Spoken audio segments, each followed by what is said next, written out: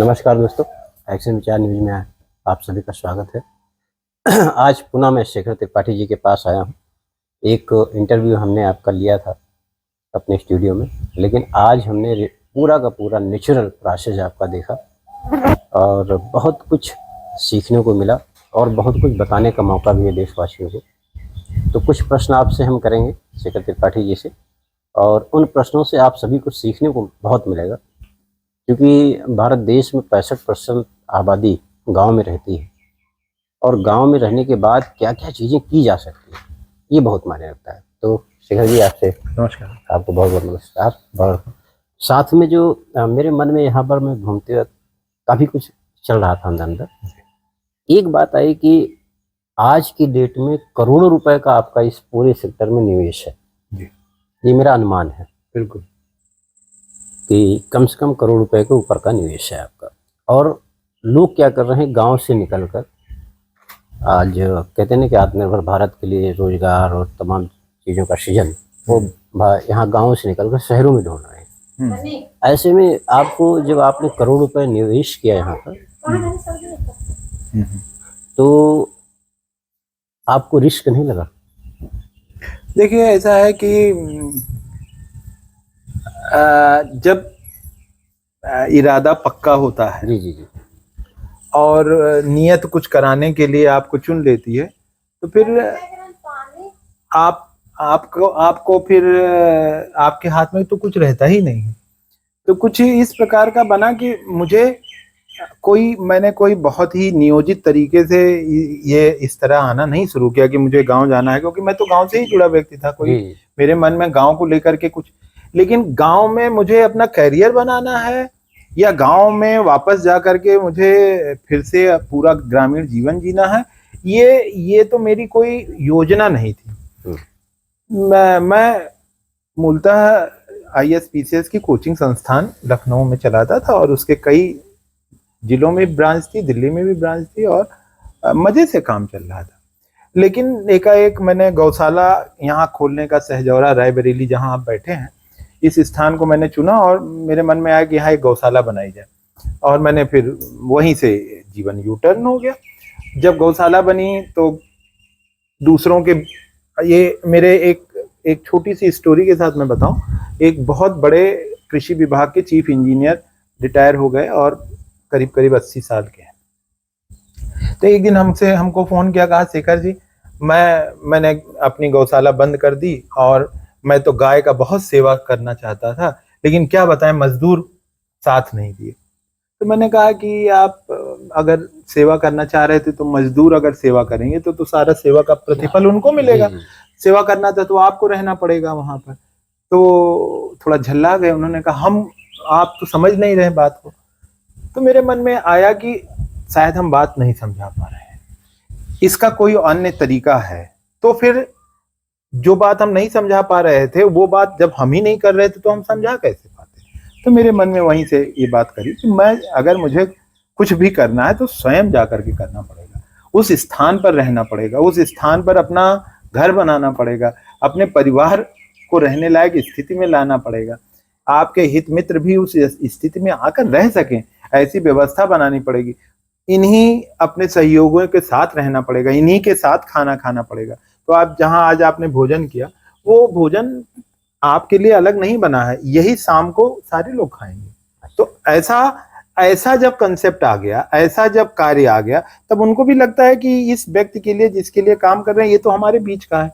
तो जब तक हम ये सिद्ध नहीं कर पाएंगे कि हम आपके साथ के हैं, हम भी वही कर रहे हैं जो आप कर रहे हो, हमारा बस खाली ये है कि हम आपसे, आप दूध लगा लेते हो, हम नहीं लगा पाते हैं, तो हम आपकी प्लानिंग कर सकते हैं, हम आपके लिए कुछ वित्तीय व्यवस्था कर सकते हैं, हम आपके लिए जो घी बना करके बेचने की व्यवस्था कर सकते हैं, क्योंकि हमारा कुछ शिक्षा दीक्षा इस तरह की हो गई, हमारी कुछ ज्ञान गुण इस तरह का हो गया, आपका ज्ञान गुण कुछ दूसरे प्रकार का हो गया। तो ये नहीं कि हम बड़े हैं और आप छोटे हैं, इस अंतर को पाटना पड़ा।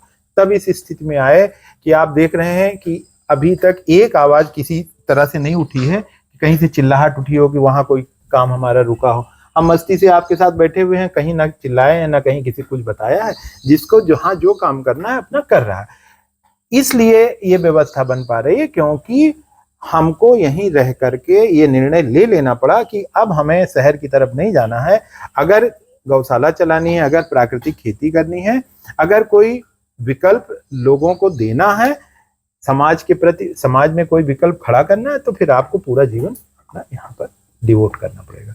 इस प्रकार से ये परिकल्प समृद्धि एग्रो फार्म आपके समक्ष जो आप देख रहे हैं ये बन करके इस रूप में आया। और आपको बता दें भाई साहब कि अभी बहुत सारे कार्य यहाँ निकल कर आ रहे हैं। तो अगर मैं यहाँ ना आता तो मैं कैसे सोच पाता कि और कार्य, मैं तो शहर में बैठ के सोचता था कि गौशाला कब बंद कर दें और कब इस सब चीजों से मुक्ति पाए। कहाँ गाय गोबर इन सब चीजों में फंस गए, सिवाय घाटा के और कुछ हो नहीं रहा था।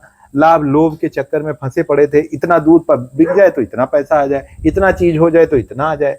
दूध बढ़ा लेते थे तो लेने वाला नहीं रहता था, लेने वाला हो जाता तो दूध नहीं रहता था।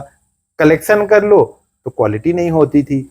हाई यील्ड के जानवर ले लो तो उनके मरने के खतरे उत्पन्न हो जाते थे, बीमारी के खतरे उत्पन्न हो जाते। तो सारे प्रयोग करके इस निष्कर्ष पर पहुंचे कि एक संतुलित व्यवस्था पहले बनानी पड़ेगी, उसको समझना पड़ेगा और तब जाकर के आगे कार्य होगा। तो एक आवर्तनशील खेती का एक विषय समझ में आया, आवर्तनशील अर्थशास्त्र और आवर्तनशील खेती, उस विषय को गहरे से समझा, उसमें प्रशिक्षण लिया और जब वो विषय मेरे अंतरात्मा तक उतरा और उस संतुलन की बात जो हुई, उस संतुलन को जब यहाँ पर हम समझ के लागू करना शुरू किया तब कुछ बात बनना शुरू हुई। तो जो आप काम देख रहे हैं ये अभी 50% काम यहाँ पर खड़ा हो पाया है, अभी 50% कार्य मुझे करना बाकी। नहीं, वही मेरा कहने का तात्पर्य था कि एक तरफ आपका करियर शहर में पूरी तरीके से फल फूल रहा था, दूसरी तरफ आपका रुझान धीरे धीरे ही सही लेकिन वो आया, ग्रामीण अंचल में आया और फिर आपने उसको एक बहुत बड़ा प्रारूप दिया और बहुत कुछ अभी आपको करना बाकी भी है। लेकिन देश में तमाम ऐसे युवा हैं जिनकी सोच में आता तो है कि हमको ऐसा करना है, वो नहीं कर पाते। ऐसे लोगों के लिए आप कुछ कहना चाहेंगे कि क्या वो गांव की ओर भी अपना रुख कर सकते हैं? अच्छा, मैं आप ही से एक प्रश्न प्रति प्रश्न कर दूं। बिल्कुल। कि विगत इतने वर्षों से एक नई प्रकार की विचारधारा की सरकार केंद्र में है और उतने ही लगभग कुछ कम वर्षों से राज्य में भी है। इससे पूर्वत एक अलग विचारधारा की सरकार थी और आपने देखा मुद्दा वही था, रोजगार, मुद्दा वही था, सड़क, मुद्दा वही था, बिजली, मुद्दा वही था, पानी। इससे उभर ही नहीं पाए हैं। जी। रोजगार की कुछ स्थितियां और ही दिक्कत में आ रही हैं। अभी पिछले आपके ही न्यूज चैनल के माध्यम से देखने को मिला कि गुजरात में कोई प्राइवेट जॉब निकली, उसके लिए इतने लड़के पहुंच गए कि उस होटल की कोई जॉब थी, पूरा छज्जा ही गिर गया। जी। एयर इंडिया में कोई एक नौकरी निकली, इतने लोग पहुंच गए कि कूड़े की तरह उनके फॉर्म को फेंक दिया गया। अच्छा, अब जो युवाओं की संख्या है, भारत में जनसंख्या का नंबर 1 का जो देश है भारत, वहां पर रोजगार पाने वाले या लेने वाले लोगों की संख्या बहुत ज्यादा है। आप उनका कहां पर समायोजन कर पाओगे, किस सेक्टर में कर पाओगे? समायोजन का तो सही मायने में हमारे आपके जो युवा हैं उनकी सोच को बदलना होगा। बाकी तो ना तो सरकार के पास ऑप्शन है और दुनिया में किसी सरकार के पास। फिर कहाँ जाना है? तो सबसे बड़ा सेक्टर है खेती, कृषि। जी। हमारे युवा भाइयों को ये सोचना पड़ेगा कि हमारा सबसे बढ़िया जो क्षेत्र था, जो भारत के लिए मुफीद है, जी, जिस भौगोलिक परिक्षेत्र में, विश्व में, जिस धरती का जो गोला है, जिस गोले पर हम रह रहे हैं और जिस गोले के जिस क्षेत्र में हम रह रहे हैं, वो ईश्वर ने सबसे उचित, सबसे मुफीद, सबसे बेस्ट क्षेत्र दिया है कृषि दशाओं के लिए। कृषि क्षेत्र में खाली गोड़ना, जोतना, बोना ही थोड़ी है। अन्य कार्य के लिए क्यों नहीं युवा हैं, क्यों नहीं प्रयोग कर रहे हैं? छोटे हथियार, छोटे यंत्र के लिए प्रयोग करें। खेती के बहुत सारे प्रयोग हमारे यहाँ हो सकते हैं जिस पर युवाओं का ध्यान दिया जाना जरूरी है। सरकार भी इस पर कुछ पहल कर रही है आपके निगाह में? सरकार जो पहल कर रही है वो सरकार का ध्यान अभी सरकारी नौकरियों पर है, युवाओं का ध्यान। जी जी जी। अब कृषि क्षेत्र में तो सरकारी नौकरियां अति सीमित हैं।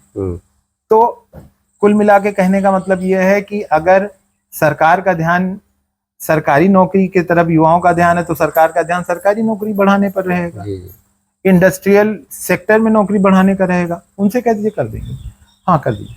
तो अब इन सेक्टर में अगर नौकरी आप बढ़ाना चाह रहे हैं तो फिर कृषि भूमि को नष्ट करना पड़ेगा, तब आप इंडस्ट्री लगाएंगे, इंडस्ट्री लगाएंगे तो वहां मशीन काम करेंगे, कितने युवाओं को नौकरी मिलेगी? 1%, 2%। इस समय कम से कम 30% युवा बेरोजगार हैं। तो 30% युवाओं को केवल और केवल एक क्षेत्र बचता है जहां अधिकतम युवाओं का समायोजन हो सकता है, वो है कृषि क्षेत्र।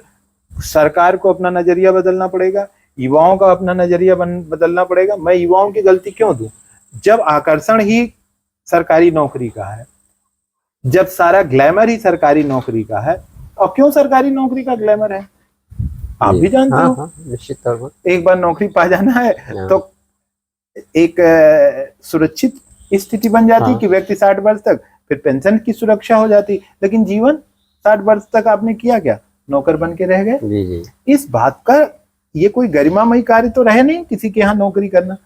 खेती एक ऐसा कार्य था, खेती एक ऐसा व्यवसाय था जहां पर व्यक्ति मालिक के रूप में काम करता था। आप सुबह से यहाँ आ जाइए, सुबह से हम बैठे रहेंगे आपके साथ मस्ती से, लेकिन अगर हम कहीं नौकरी करते तो क्या हमारी स्थिति बन सकती थी कि हम सुबह से बैठे रहें आपके साथ?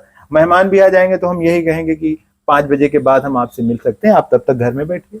लेकिन हमारे पास यहाँ कोई आ जाए तो हम चाहे 2 दिन तक उसके साथ गपबाजी करते रहे, मस्ती से घूमते टहलते रहे, कोई हमें नहीं कहने वाला। जब काम का समय होगा तो काम कर लिया जाएगा, जब दिशा निर्देश का समय होगा तो दिशा निर्देश दे दिया जाएगा। खेती का क्षेत्र अभी भी भारत में अनएक्सप्लोर्ड है। इस पर ना सरकारों ने काम किया है, ना अभी प्राइवेट सेक्टर ने काम किया है, ना अभी इस तरह का इन्वेस्टमेंट यहाँ हुआ है। ये पूरी तरह से अनएक्सप्लोर्ड क्षेत्र है। यहाँ पर जब हम 2000 कोरोना काल 2020 मार्च से एकदम पूरी तरह से जब हमने यहाँ अपना जीवन डिवोट कर दिया, यहीं से जाना नहीं रहा, तब मुझे लगा कि इस क्षेत्र में अभी बहुत काम करना बाकी है और हमारे जितने युवा बेरोजगार हैं सबको यहाँ रोजगार उपलब्ध हो जाने की स्थिति बनी। जैसे एक बहुत पुरानी कवि ने कहा था, मतलब नाम उनका इत्तेफाक से नहीं याद रहा है, उत्तम खेती मध्यम बाग ने और निश्चित चाकरी भीख निधान। तो जो उन्होंने उनका मतलब ये था कि नौकरी तो भीख के समान है। जी, घाघ ने कहा था, महाकवि घाघ हुए, और उन्होंने कृषि के बहुत सारे बात कही कि उत्तम खेती मध्यम बाण, निकृष्ट चाकरी भीख निदान। इसका मतलब हो गया कि खेती तो उत्तम थी ही, एक षड्यंत्र कह लीजिए, लंबे समय से इसको शुरू किया गया। ये केवल एक दिन का कार्य नहीं है, ये अंग्रेजों के समय से इस षड्यंत्र शुरू हुआ खेती को खत्म करने का। अंग्रेजों ने भारत की जो आत्मा को नष्ट किया है वो कोई नहीं किया। एक ट्विस्ट कर दिया गया, हिंदू बनाम मुस्लिम, ये सब ट्विस्ट बेकार है। अंग्रेजों के द्वारा भारत की मूल भावनाओं को, मूल विचारधारा को ही तोड़ दिया गया। वो तोड़ते तोड़ते तोड़ते तोड़ते तोड़ते तोड़ते कई 100 सालों तक उन्होंने तोड़ा। उसके बाद जब लोकतांत्रिक प्रक्रिया बहाल हुई और भारत में जब सरकारें, लोकतांत्रिक सरकारें बनी, तो सारे कानून, सारी इंफ्रास्ट्रक्चर अंग्रेजों वाले ही अडॉप्ट कर लिए गए। तो मानसिक रूप से हम स्वतंत्र तो हो गए, लेकिन कार्य प्रणाली के रूप में हम अंग्रेजियत व्यवस्था को छोड़ नहीं पाए। विदेशी कंपनियों को भी आने का स्थान मिला। हरित क्रांति के नाम पर कुछ खेल हुए, जिसके परिणाम अब आपके सामने हैं। यूरिया डीएपी के माध्यम से खेती को ला दिया गया, ट्रैक्टर के माध्यम से खेती को प्रभावित किया गया। अब कई प्रकार एफपीओज और ये बना करके खेती को प्रभावित किया जा रहा है। कोई नए प्रकार की ईस्ट इंडिया कंपनी तो नहीं बन रही, ये भी प्रश्न उठ रहा है। एक ईस्ट इंडिया कंपनी भारत में व्यापार करने आई थी, अब भारत के लोगों के ही एफपीओज के माध्यम से ईस्ट इंडिया कंपनी बनाने का कोई षड्यंत्र तो नहीं किया जा रहा। ये भी सोचने का विषय है। इनके माध्यम से कई बीज की कंपनियां, खाद की कंपनियां भारत में अपना व्यापार बढ़ा रही हैं। जो कृषि कार्य की दशाएं इस तरह से विपरीत की जा रही हैं कि मल्टीनेशनल कंपनीज को, कॉरपोरेट क्षेत्र को, बड़े बड़े संगठन को, निजी संगठनों को, निजी व्यक्तियों को खेती के क्षेत्र में काम मिलने का संभावनाएं हैं। ये तो कुछ मीडिया के अच्छे लोग, कुछ किसान अच्छे नेतृत्वकर्ता, कुछ बौद्धिक वर्ग ने इस चीज को थोड़ा सा उजागर करा तो चीजें स्लो हो गई हैं, खत्म नहीं होंगी। खत्म इसलिए भी नहीं होंगी कि गैट समझौता 1995 में आपने सब कर रखा है कि कब कब कब कब क्या क्या बिकेगा। जैसे मूलतः आज एक बहुत चिंता का विषय है कि नर्सरी जो होती है, यानी पौधे का जो हम नर्सरी बनाते हैं, तो उसे आप बीज कह लो, उसी बीज से फिर वापस हम फसल ले लेते हैं। लेकिन जो नई पद्धति आ रही है वो तो हमारे बीज को ख़त्म करना चाहते हैं। यानी एक बार अगर आपने लगा लिया तो फिर आप दोबारा जो है आपको उनसे बीज लेकर ही लगाया जा सकता है, आप उसकी नर्सरी नहीं बना सकते।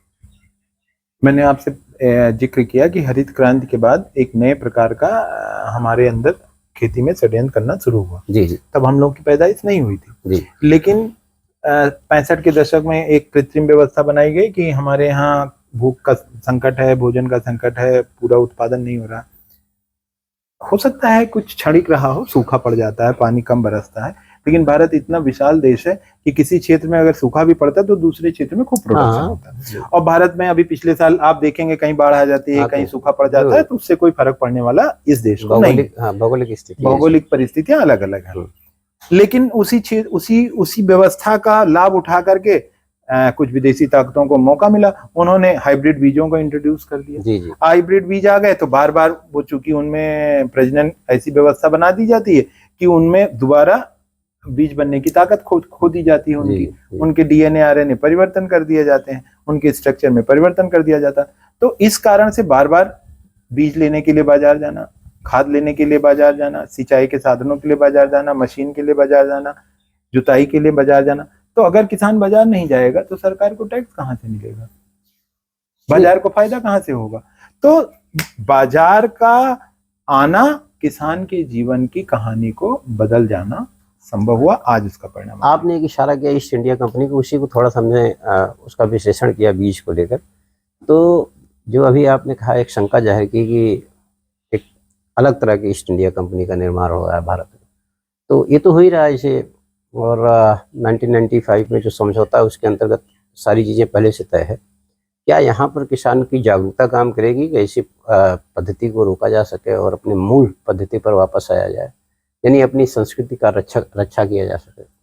मैं आप लोगों से अनुरोध करूंगा कि इसके रिवर्स में सोचिए, उल्टा दिशा में सोचिए। व्यक्ति भोजन क्यों खाता है? क्योंकि उसे पोषण चाहिए। जी जी। मैंने आपसे कहा था कि गेहूं वस्तु के रूप में आज से 50 साल पहले भी गेहूं था, जो उसका काम था पोषण देना, वो देता था। आज भी गेहूं पोषण ही देता है और दूसरा काम नहीं देता। लेकिन जब हाइब्रिड बीज के रूप में हमारे पास गेहूं है, जब आज के वर्तमान यूरिया डीएपी के साथ हमारे पास गेहूं है, जब इंसेक्टिसाइड पेस्टिसाइड के साथ हमारे पास गेहूं, तो क्या उसकी पोषणता बची है कि खत्म हो गई? तो खत्म है। तो फिर आप आज जो गेहूं आप खा रहे हैं पेट भरने के लिए खाते हैं, बिल्कुल। तो पोषण तो मिल नहीं रहा है, इसीलिए हमारे पास बीमारियां आ रही हैं। तो ग्राहक को जागरूक होना होगा।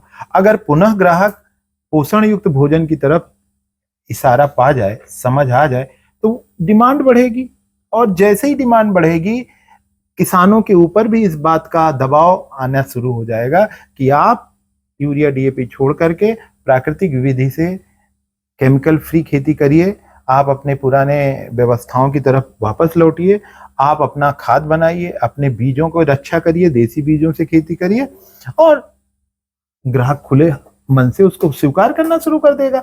अगर डिमांड बढ़नी शुरू होती है तो देखिए परिवर्तन कितनी तेजी से होता है। जिस चीजों की डिमांड क्रिएट हो जाती है, तो जागरूक किसान को नहीं होना है, किसान के साथ साथ ग्राहक को भी जागरूक करने की जरूरत है। जो ये नहीं समझ पा रहा है कि ये सुंदर वाली दाल और छिलके वाली दाल दोनों में अंतर क्या है, जो ये समझ नहीं पा रहा है बिना चोकर वाला आटा और चोकर वाला आटा में अंतर क्या है, जो समझ नहीं पा रहा है कि पालिश उतरा चावल कि पालिश सहित वाला चावल में अंतर क्या है। तो आज सुंदरता परोसी जा रही है। आज आदमी कह देता है कि 3 महीने आटा 3 महीने बाद खोला तो कीड़े लग गए, खुशी होनी चाहिए। अगर 3 महीने बाद कीड़े लग गए, इसका मतलब उसमें कीड़े मारने की कोई दवा नहीं पड़ी।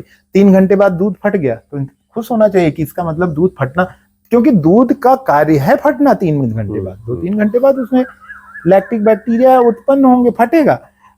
नष्ट करने वाले जो प्रकृति तो चीजों को नष्ट करती है, तो अगर 3 महीने प्रकृति को भी लग जाए कि 3 महीने तक ये प्रयोग में नहीं है, इसका मतलब ये काम का नहीं है मनुष्य के, अब इसको खत्म करो। तो खत्म करने के लिए अपने सोर्सेस से कहती है जाओ खत्म करो, ये नहीं है मनुष्य के काम के लिए।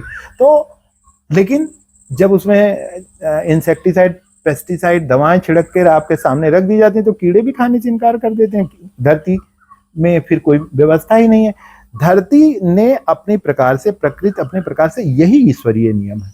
तो इस ईश्वरीय नियम को, इस प्राकृतिक नियम को जो समझ जाता है वो ग्राहक को भी समझना पड़ेगा कि हमारा आटा खराब हो रहा है, सही है, हमारा दूध फट रहा है, सही है, हमारी दालें समय के अंदर ना खाई जाए तो खराब हो रही, सही है, हमारे गुड़ में बरसात में फंगस लग रहा है तो सही है, नहीं लग रहा है तब चिंता का विषय है। और ये जो संदेश है, जिस तरीके से जनता को जागरूक करना है, वो आपके माध्यम से और हम लोगों के प्रयास से जनता के बीच जाए। और चूंकि आपका ये अनुभव जो आप शेयर कर रहे हैं, हमारी भी कोशिश है कि ज़्यादा से ज़्यादा लोग इसे जाने कि हमसे क्या छूट रहा है और हमें क्या पाना चाहिए।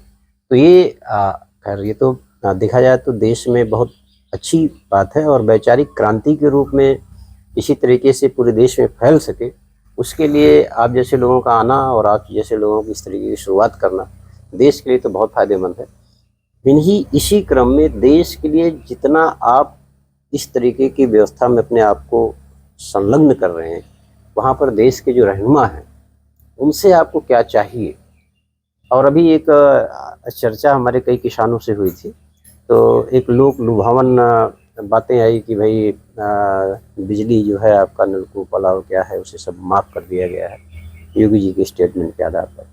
लेकिन कई सारे लोगों ने हमसे शिकायत की कि ये तो एकदम अजीबोगरीब बात हो गई, 114 यूनिट क्या क्या क्या, तो उसके बारे में कुछ बताना चाहेंगे? हाँ, मुझे भी अखबार में ऐसा पढ़ने में आया। फिर हमारे एक मित्र हैं, उन्होंने अभी वो गए थे कुछ दिन पहले, वो भी किसान है और नलकूप से उनके यहाँ भी नलकूप का कनेक्शन है। तो उन्होंने कहा कि उन अखबार में भी निकला था कि 1 किलोवाट पर 114 यूनिट बिजली खाली फ्री की गई है, जबकि साफ साफ योगी जी का ये स्टेटमेंट था कि आज से किसानों का कृषि जो नलकूप वाला सिंचाई वाला बिल है वो पूरी तरह माफ किया जाता है। अब अगर 114 यूनिट खाली माफ हुई है, बाकी पर आपको उसी हिसाब से बिजली का बिल देना है, तो ये कुछ तो पुरानी तरह फंसना हो गया। क्योंकि पहले 600 रुपए महीने का बिल आता था, उससे किसान चलिए किसी तरह से खुशी थी, लेकिन आज हो सकता है वो 600 से ज्यादा हो जाए, क्योंकि जब मोटर चलती है तो कोई ये देखता है कि कितनी देर चली है, तो जब तक सिंचाई नहीं हो जाती आपको चलाना है। खेती के कार्यों में तो कुछ सीजन ऐसे आते हैं जो बहुत ज़्यादा सिंचाई की आवश्यकता होती है, जैसे इस समय धान की। अब अगर पानी नहीं बरसेगा और आपका धान खेत में सूख रहा है तो आपको मोटर चलानी, रात भर चलानी पड़ेगी। उसमें तो 114 यूनिट तो कब खत्म हो जाएगी पता नहीं चलेगा। तो ये नए प्रकार का कुछ और जाल बुन दिया गया किसानों के लिए भी, ऐसा है। इसकी पूरी पड़ताल आपको करनी पड़ेगी। आप मीडिया के लोग हैं, आपके ऊपर ज्यादा ये शोभा देता है कि इसकी पड़ताली के माध्यम से आपसे पूछ रहे हैं, क्योंकि उससे ही सच्चाई। लेकिन अखबार में भी निकला और हमारे मित्र ने भी पूछा और उनको किसी एसडीओ साहब ने बताया कि आप जो है 114 यूनिट के ही हकदार हैं, बाकी फिर आपका बिल है। तो 1 किलोवाट पर 114 यूनिट फ्री है। मान लीजिए किसी के पास 5 किलोवाट है तो कुल मिला करके आप मान लीजिए ज़्यादा से ज़्यादा 600 यूनिट बिजली फ्री हो गई महीने में। अब उसका पूरे महीने में 15 दिन लगातार मोटर चल रही है उसकी, तो रोज 114 यूनिट आएगा बिजली का बिल। तो कहाँ वो बच पाया, कहाँ उसकी मुक्ति है? तो वो तो कह देगा कि प्रभु हमें पुरानी व्यवस्था में लौटा दीजिए, हम 600 रुपये महीने दे रहे थे या 1000 रुपये महीने दे रहे थे, वो ज़्यादा अच्छा है, हमें इस माफी योजना से बाहर कर दीजिए। तो कहीं ऐसा तो नहीं कि माफी योजना लेकर के हमने गलती कर दी क्या? नहीं, जो अफसर शाही जो कह लीजिए, जो उन लोगों ने बहुत विवेक के साथ पहले डोमेस्टिक कनेक्शन के बारे में, फिर कैसे है वो प्रक्रिया। अब आप उसमें प्रक्रिया में क्या हुआ कि पहले उन्होंने कहा कि अगर माफी योजना में आना है तो 31 मार्च 2023 तक का बिल पूरा जमा कर दीजिए। किसान ने वो भी जमा कर दिया कि भाई माफ होना है। फिर उन्होंने कहा आपके ट्यूबवेल पर मीटर लगेगा, तो उसने कहा कि भाई माफ होना, चलो मीटर लगा दो। तो उन्होंने कहा क्यों मीटर लगेगा, उससे कोई मतलब नहीं है, मीटर लगेगा खाली इसलिए चेक करने के लिए कि कुल कितना खपत होती है। उसने कहा तब जब इसी बात से लगा दो, मीटर लगा दिया। फिर उन्होंने कहा कि अगर इस योजना का लाभ लेना तो जितने डोमेस्टिक कनेक्शन आपके घरेलू कनेक्शन है बिजली के, वो सब बारे में बताइए। उसको बताया तो कहा इसका नोड्यूज लाइए, यानी सबके बिल जमा कराइए। सब बिल भी जमा हो गया। अब जब इतना कर लिया तो कहा जा रहा है सिर्फ 114 यूनिट ही माफ होगा, बाकी का आपको बिल देना पड़ेगा। तो वो तो अपना ये वही हुआ कि जैसे मोबाइल में कोई बग डाल दिया जाए और आपका सारा डेटा निकाल करके आपको ठग ले, उस प्रकार की कुछ स्थिति बन रही है। तो ये नए प्रकार का साइबर क्राइम टाइप का लग रहा है। यहाँ तो किसान ठगा गया, तो यहाँ पर बिजली साइबर कुछ हो गया। तो हम ठगा गया तो नहीं कहेंगे, हम सरकार के इस तरह से तो नहीं हम बोल सकते, लेकिन हाँ कुछ तो हुआ है। जी जी। तो क्या इस तरह की कोई अपील आप करना चाहेंगे सरकार से कि जरा इस पर पुनर्विचार करें? मैं तो हाथ जोड़ के सरकार से कहूंगा कि किसानों के लिए जैसे व्यवस्था पहले थी वैसे कर दीजिए। कुछ जो है माफ ना करके कुछ पुराने कर दीजिए, कुछ ले लीजिए। अपना मीटर तो, तो आप मीटर हटा लीजिए, लेकिन जैसे चल रहा वैसे चलने दीजिए। हमको ना घेरिए, क्योंकि हम किसान लोग हैं, कुछ मुट्ठी भर पेट पाल रहे हैं। अगर ये भी नहीं करेंगे तो आप विदेश से खाना नहीं मंगा पाएंगे। अभी भी किसानों के ही बलबूते पर ये देश चल रहा है, और प्राथमिक उत्पादक किसी भी व्यवस्था का वो किसान होता है। अर्थ का अनर्थ हो जाएगा अगर किसान 1 किलो गेहूं नहीं पैदा करेगा। और आपको बता दें, छोटे छोटे किसान, ये बड़े काश्तकार जो हैं ये तो अलग प्रकार की व्यवस्था है। जो छोटी जोत के लोग हैं, 1 हेक्टेयर से कम, 1-2 एकड़ से 3 एकड़ वाले, इन्हीं के बल पर व्यवस्थाएं चल रही हैं। ये थोड़ा थोड़ा पैदा करते हैं, अपने परिवार के लिए रखते हैं, और छोटी छोटी बाजारों में दे करके तो ये पूरी व्यवस्था चल पा रही है, लोगों को भोजन मिल पा रहा है। नहीं तो अगर बड़े कॉरपोरेट घरानों के हाथ में ये खेती चली गई, लोग खेती से पलायन कर रहे हैं तेजी से, और जो कुछ और पलायन हो गए, तो फिर भोजन पानी तो बड़ा मुश्किल हो जाएगा। इसलिए मैं अपील करता हूँ सरकार से कि किसान को इस लपेटे में ना लेकर के उसको उसके पुरानी व्यवस्था में ही लौटा दिया जाए। अगर भीख ना दी जाए तो तुम भी ना तोड़ी जाए। मौलिक जो सुविधाएं थी, जिसे हम ये कह सकते हैं कि एक अच्छी सुविधा हमें मिल रही थी, उस सुविधा में आपने एक पाबंदी लगा दी बड़े चालाकी के साथ। अब ये हम कह सकते हैं, आप भले न कहें, ये तो सरकार की ओर से इस तरीके से कहा गया। तो किसान को हर मोर्चे पर लड़ना पड़ता है। एक हिसाब से अपने लिए, फिर परिवार के लिए, हर जगह लड़ाई वो लड़ता रहता है। उसके बाद भी, सब कुछ होने के बाद भी, सरकार से जो उसको मूलभूत सुविधाएं चाहिए, क्या वो मिल पाती है? किसान किसी भी सरकार के एजेंडे में बहुत नीचे आता है जी। इसलिए नीचे आता है क्योंकि अभी भी किसान को सरकार बड़ा टैक्स पेयर नहीं मानती है जी। करदाता के रूप में उसकी गिनती नहीं होती है। तो होता क्या है कि किसान एक बड़ा वर्ग है। अभी भी आपने बताया 65% लोग गांव में रहते हैं, 50% लोग अभी भी किसानी कर रहे हैं। तो अगर इनको कोई भी सुविधा देनी हो तो 50% को सुविधा देना, तो उसको लगता है कि ये बड़ा काम हो जाएगा, इससे बड़ा बजट चला जाएगा, बड़ा कार्य, हमें बड़ा मेहनत करनी पड़ेगी और सब एडजस्टमेंट करने पड़ेंगे। तो किसानी जीवन में सरकार का नियंत्रण क्यों रहे? किसान की जरूरत सरकार को क्यों है? आप जानते हैं क्यों है? इसलिए है क्योंकि उसे धान यानी चावल, गेहूं, आलू, दूध, इनको उससे उगवाना है और सस्ते में उससे खरीद करके कैदियों को, सेना को खिलाना है। अगर किसान सस्ते में अगर गेहूं, चावल, आलू, दूध ना दे तो कैदियों को भोजन कैसे मिलेगा? क्योंकि सरकार के ऊपर वो लाइबिलिटी है। सैनिकों के ऊपर, क्योंकि सैनिक भी पूरा खाना सैनिकों का भी इसी प्रकार से जाता है, सैनिकों को भोजन कहाँ से मिलेगा? समझ रहे? तो किसान को ऐसा कैसे कर दिया जाए कि उसका उत्पाद बहुत महंगा बिके, क्योंकि महंगा बिकेगा तो सरकार को भी महंगा खरीदना पड़ेगा। तो सरकार का भी जो खरीद होगी, भाई सरकार भी तो खरीदती है, तो सरकार की खरीद महंगी हो जाएगी तो बड़ा बजट चला जाएगा। कहीं ना कहीं सरकार के एक वाम पक्ष में ये बात, पीछे के पक्ष में, दिमाग के बाएं हिस्से में, वाम पक्ष मतलब विपक्ष, तो वाम पक्ष में ये रहता है कि कहीं ऐसा ना हो जाए कि हमारे देश का किसान बहुत सशक्त हो जाए तो हमको सस्ते में अनाज ना दे। तो अगर सरकार सस्ते में अनाज नहीं लेगी तो सेना, कैदी और अन्य जो उनके ऊपर लाइबिलिटीज हैं उनका प्रतिपूर्ति कैसे हो। अगर बड़े बड़े उद्योगपतियों के पास ये खेती चली गई तब क्या होगा? तब तो मूल्य वही निर्धारित करेंगे। मूल वही निर्धारित करेंगे, तो सरकार उद्योगपतियों के ऊपर कंट्रोल करने के लिए नियम कानून बना सकती है, उनके ऊपर टैक्स लगा सकती है, उनसे कुछ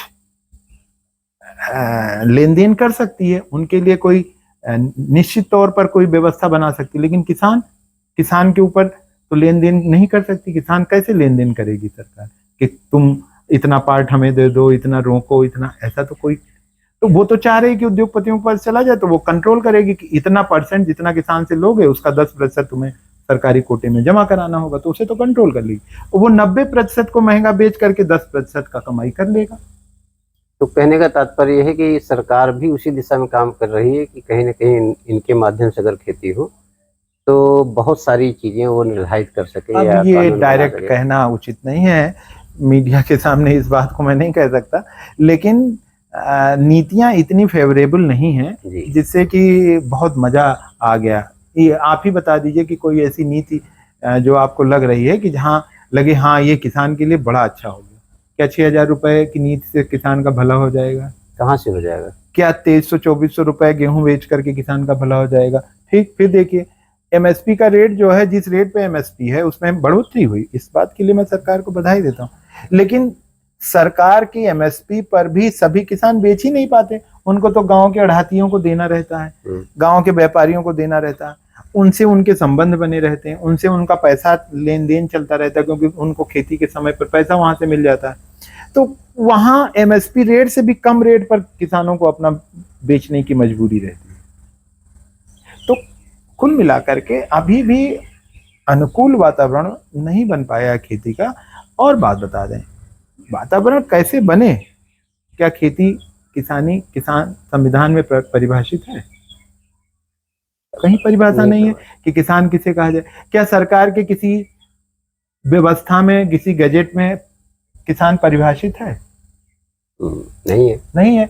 तो यहाँ तो मान लिया गया कि किसान है, तो अमिताभ बच्चन भी किसान है, अंबानी भी किसान है, और शेखर त्रिपाठी भी किसान है, गांव का एक आम आदमी निरहु गिरहु भी किसान है, सब किसान है। तो अब और किसान वो भी है जो गांव में रहता है, लोहारी डोमारी सूप बनाकर, डलिया बनाकर, अन्य कार्य कर कर भी अपना पेट पालता है, लेकिन खेत नहीं है, भूमिहीन है, वो भी तो किसान है। तो उसके लिए क्या?